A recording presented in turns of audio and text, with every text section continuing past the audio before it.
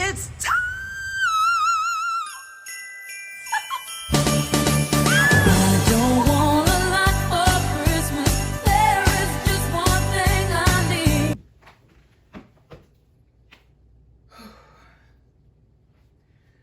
So today marks an official year for the passing of my grandfather. On a personal note, my grandfather basically raised me. He was my protector, my provider, like that unconditional love, that source of unconditional love that I knew that I had. And today marks a year that he's been gone. And so one of the reasons why I decided to embark on the 25 days of self-love challenge along with the 25 days of Vlogmas is because I wanted to take care of myself during this time. I as a therapist, of course I wanted to encourage others to take care of themselves, but I knew that I needed to do the work to take care of myself as well. And so today on day 12, in tribute to my grandfather, I am going to talk about maybe 5 or 6 things that you can do to care for yourself during the holidays when you are still grieving, when you are still actively, missing that. I mean, I guess you're always actively missing that person, but when it's really, really fresh. And although this is not the first Christmas because he died right before Christmas, it still hits as hard simply because like that first Christmas, I was in shock. And now this Christmas, I'm more so in the realization that, hey, my granddad is really gone. So before I start crying, a couple things that you can do to help you get through the holidays as you are grieving. All right, so number 1, set realistic expectations for yourself. And what I mean by that is I normally throw a Christmas party every year. And this year I didn't. And ironically, last year, my Christmas party, I got the call that night, early that morning, like maybe 3 o'clock in the morning, on the night that I actually had my Christmas party last year.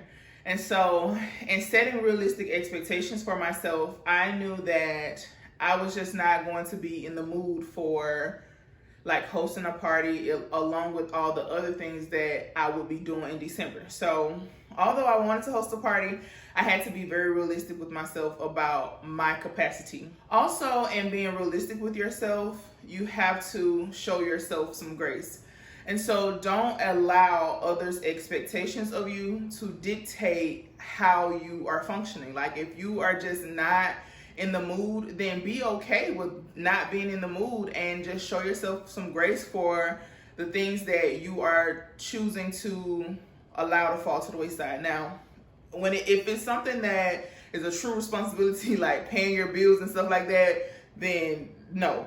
But other things like hosting Christmas parties and all of these things, and I do a vision board party, stuff like that, we're gonna let it fall to the wayside, and that's just gonna be that, and I'm not gonna worry about it. So be realistic with yourself and give yourself some grace.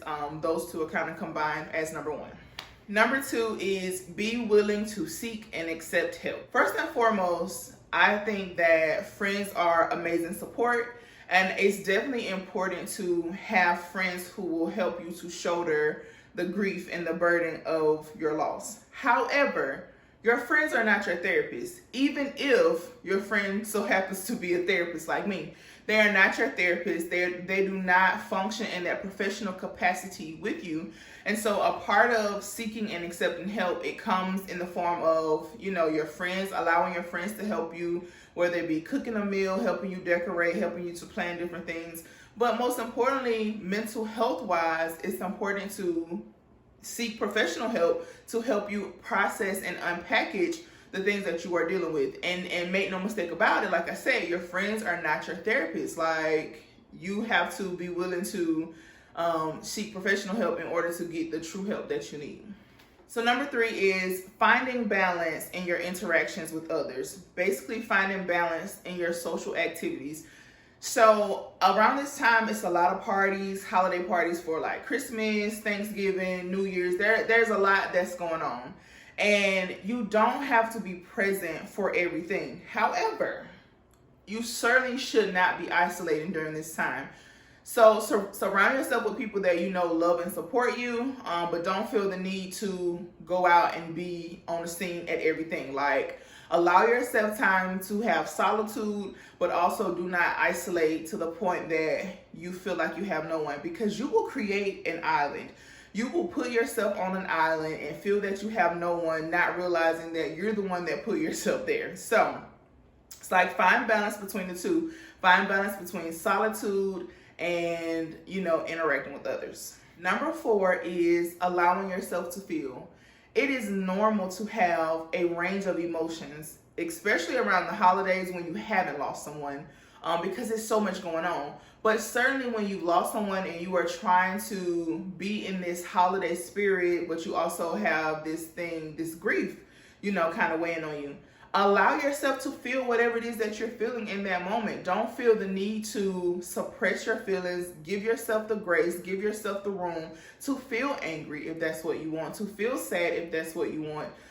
But definitely work through those emotions. Don't just feel them and then let them sit there. You certainly have to do the work to process those emotions, get to the root of those emotions, and so you can kind of move forward from them. However, don't feel the need to not be angry in that moment, not be sad in that moment, because it is the holidays. Like, you have every right to feel how you feel, and you should validate your feelings even if no one else does. Number 5 is engage in self-care. So this means finding healthy ways to cope, healthy ways to explore your feelings, healthy ways to treat yourself, and healthy ways to relax. So as far as treating yourself, it can be something so simple as having your favorite meal or your favorite snack just as a pick-me-up. As far as exploring your feelings, it could be journaling down your feelings and helping yourself to kind of work through them, unpack and process them. As far as healthy means of relaxation, that could be something as simple as a longer shower or a longer bubble bath. And then finally, as coping, it's not unusual for people to feel like drinking a glass of wine is a coping mechanism. However, for me personally, I would not recommend any alcohol or self-medication during this time. I would certainly be using sublimation, if anything. And sublimation is basically when you have emotions and you choose to let those emotions out in a healthy way. So for example, if you are angry, you decide that you're gonna go for a run and you're gonna take it out on the pavement or take up boxing. Just finding something that's more of an acceptable outlet for what it is that you're feeling. So number 6 is going to be creating new traditions that will allow you to honor the memory of your lost loved one. Now, I'm not sure what your spiritual or religious beliefs are, and truthfully, I don't care. I don't judge whatever it may be. However, I'm more spiritual, and prior to my grandfather passing, I did not have an altar, but after he passed, I dug a little deeper into my spirituality, and of course, I created an altar for him.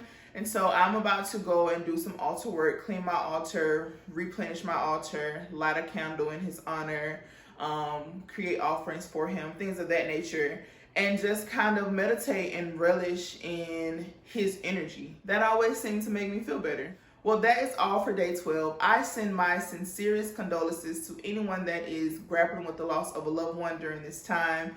I pray that you continue to move forward. I pray that you seek and receive all of the peace that your heart desires. Until day 13, that is all. Bye-bye.